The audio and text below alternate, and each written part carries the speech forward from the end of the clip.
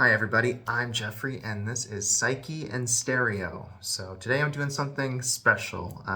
If you saw my recent community post, then you know that I finally finished my novel, The Dark Channels, after working on it for over 10 years.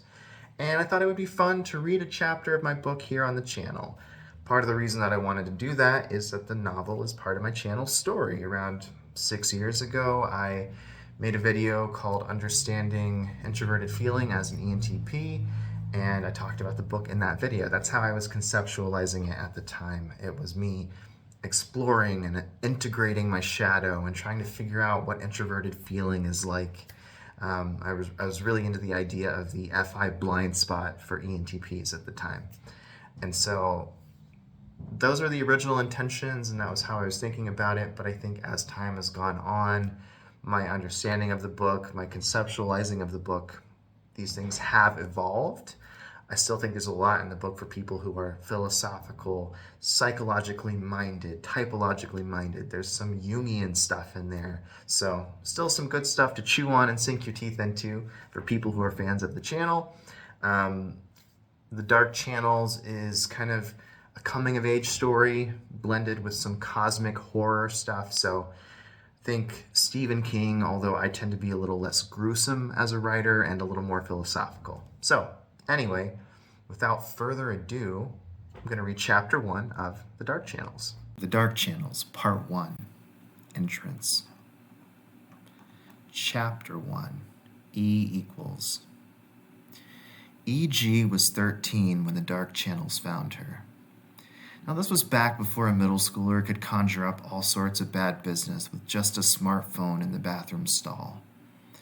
It was an era when discovering the grown-up and the grotesque required face-to-face friendship and solemn vows of secrecy, and the occasional good fortune, such as finding a stash of obscene magazines beneath the football bleachers wrapped in enough plastic to survive the elements.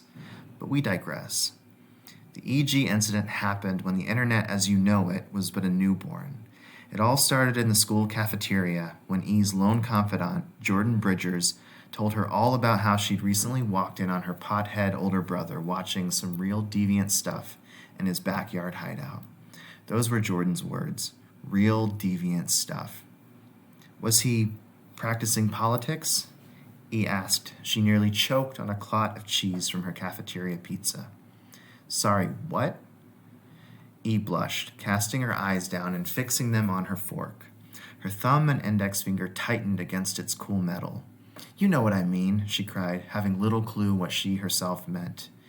E's mind contained only a nebulous concept of the dark materials teenage boys consumed behind closed doors. She knew even less of the accompanying choreography.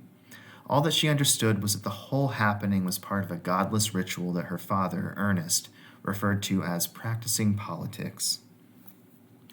Man, the way you talk sometimes, Jordan said. I'm not even sure why I hang out with you. She delivered the sentence flatly. Then, as if sensing E's distress, Jordan gave her a soft nudge with her elbow. Maybe for entertainment, or maybe because my mom thinks she'll be a good influence or something. Yeah, maybe that. Something like a smile twisted across E's face, which was now as red and as subtle as a stop sign. She knew that her friend meant no harm, of course, and it wasn't Jordan's fault that E's feelings operated at an almost atomic level. Little particles of rage and joy and sorrow all lived in her bloodstream, colliding and bursting, echoing through her like screams in a cavern. Here's how it felt to her, and though it might seem trivial or self-indulgent, it was the closest thing to a capital T truth the girl had ever known. Whenever E breathed, she breathed in the whole of the world. The world itself would rush through her like a summer breeze, and suspended somewhere beyond her sternum were something like wind chimes, tragically beautiful rails of light hanging there in the cathedral of her ribs, long golden bells beyond numbering that swayed and sang with the world breeze, every song as unique as a fingerprint. Though some songs were less sweet than others. Now, for instance, her shame was a terrible ballad.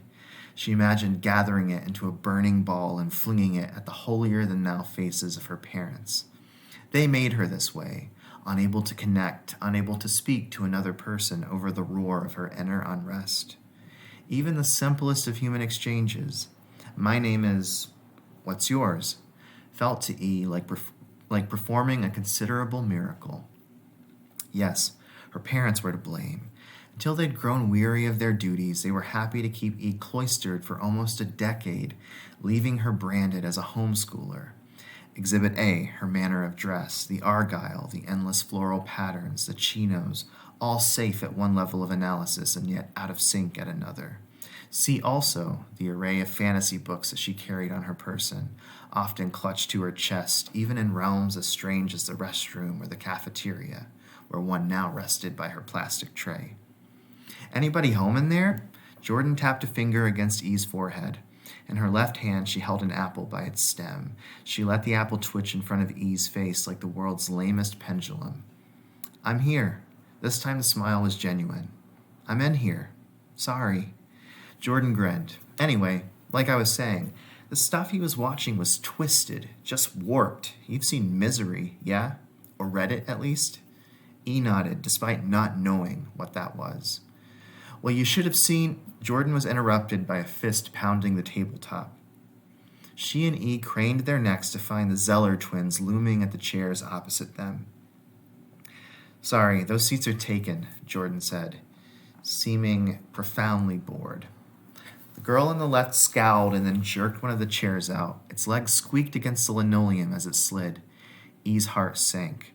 Her jaw clenched and pulsed. This was standard procedure for her when in the proximity of the Z twins, the ominous name for them used by everyone at school. They were a single organism devoted to the generation of suffering. E's jaw tick had formed once she learned what they'd allegedly done to a 6th grade girl the previous year. Rumor had it that they'd taped her lips shut and imprisoned her in the darkness of her own locker with no company save for the science teacher's pet snake. And that was nothing compared to what people said the Z twins inflicted on an older cousin, their own flesh and blood. After the fire, his face was said to be so ruined that even his mother could no longer look him in the eyes. On the verge of hyperventilation, E reminded herself that these were only middle school myths, spurious stories, and there were 2 sides to every story. Yes, 2 sides. This had become a mantra for her as of late, a way of coping when her imagination ran untethered. To E's relief, the leftmost twin chose not to sit down. Instead, she planted her combat boot on the chair and rested her hands on her hips. She resembled a statue with a wolfish grin on its face. Now, why would we want to sit with some suicide skank anyway? The other twin laughed and cracked her knuckles. Together, they were a sight to behold. The twins were built like linebackers or bombshells, and not in a figurative, flattering way. Held back by at least 2 years, they were far too young to buy cigarettes and yet old enough to know biblically the boys who could. There were whispers that the girls ferried around miscellaneous contraband beneath their platinum mops of hair, but anyone who got close enough to find out refused to weigh in on the matter. After all, being inept with the subtle knives of their peers, the rumors, the romantic backstabbing, the brutal and sudden social exclusion, the Z twins had no choice but to come virtuosi with scissors and literal knives. Deep breath. 2 sides to every story. Suicide skank. What a nickname. Jordan regarded them as if they were mere insects on the windshield of her life. Having lived for years in the same neighborhood as the Zellers, she had learned to manage them long ago. The twin on the right picked something from her nose and flicked it into the air. "Thanks," she said. "I'm the one who came up with it. I thought of it because of how suicidal you are. But also, you're such a skank." "Clever. At least I'm a well-rounded character." "How about go slit your wrists once and for all?" The twin contorted her eyebrows and mouth in a display of contempt. "As for you," she said, regarding E, narrowing her icy eyes, "gosh, you're barely even a human person. We'll pick a nickname for you once you find yourself a personality." Then she leaned her bulk across the table and snagged E's book. "What even is this? The Last Unicorn?" "Maybe that's what we'll call her," said the other twin. In unison, their mouths opened and gushed with ear-splitting laughter. E was blushing again. She willed herself to disappear. Jordan interrupted them with a whistle. "Hey, isn't that your parole officer?" she said, gesturing with her thumb. The long-faced principal was now standing by the teacher's table. Like a sailor scouting for land, he had his hand curled over his eyes. They were aimed right at the twins. His massive mustache was fighting to escape his face, twitching as it so often did when he approached his boiling point. The twins shrugged and then vanished with a whatever, but not before one of them chucked E's book back on the table. It plopped into a puddle of chocolate milk. E lunged for the book and began dabbing at it with a napkin. She groaned. Her eyes met Jordan's. "Thanks," she muttered. "You're so good at dealing with them." And then E drew a deep breath, and some light switch within her was irrevocably thrown. The air seemed more alive than it had a moment before, perfumed and purring. The aftermath of Jordan's courage coursed through her inner chimes, creating such a lovely wash of sound. Maybe the loveliest she'd ever heard. "It's no problem," Jordan said, oblivious to this orchestra of song and light. "Really?" And then the two girls were quiet for a second, but Jordan was not one to tolerate silence, awkward or otherwise. "And so anyway, like I was saying, you should have seen this stuff last night. It was just like that scene when Annie breaks Paul's ankles. And by that I mean it was that scene, Kathy Bates and all. So there's Paul all strapped to the bed, and there's Annie ranting at him. She puts a block of wood between his feet, and then you hear the violins and then something scraping its way across the floor. The next thing you know, she's swinging that sledgehammer with all she's got. Crack! E didn't flinch. She was too transfixed by Jordan, who she was seeing in a whole new light. E noticed, like truly noticed, her perfect curtain of dark hair, her bright brown eyes. Her compass necklace rested so perfectly at the hollow of her throat. The way her spindly arms disappeared into her oversized t-shirt, which displayed a grayscale Kurt Cobain wearing eyeliner and musing into the camera, as pretty as any boy band singer. To her chagrin, E had never had a real chance to listen to Nirvana on account of her father, who objected as much to the grim power chords as to the nod to Buddhism. "Anyway, up to this point, that's just the movie. That's the plot, right?" Jordan continued, nodding. "So then she breaks his other ankle, tells him that she loves him, all that yada yada. Cue the screams and then the quiet twitching." E somehow remembered to nod. "But here's the warped part, and I swear this to you on my brother's grave.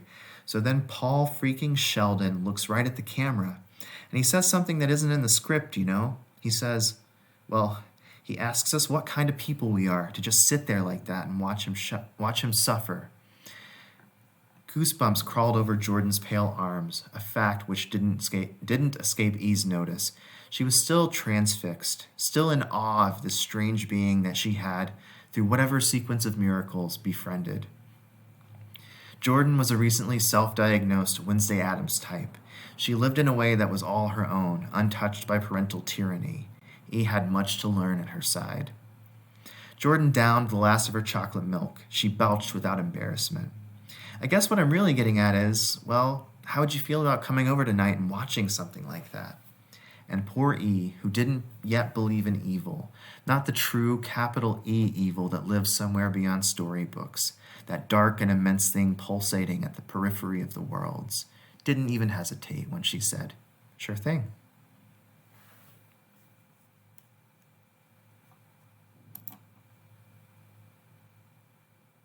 All right, so that was chapter 1 of The Dark Channels. If you enjoyed it, the book is available on Amazon, and I'll put a link down below.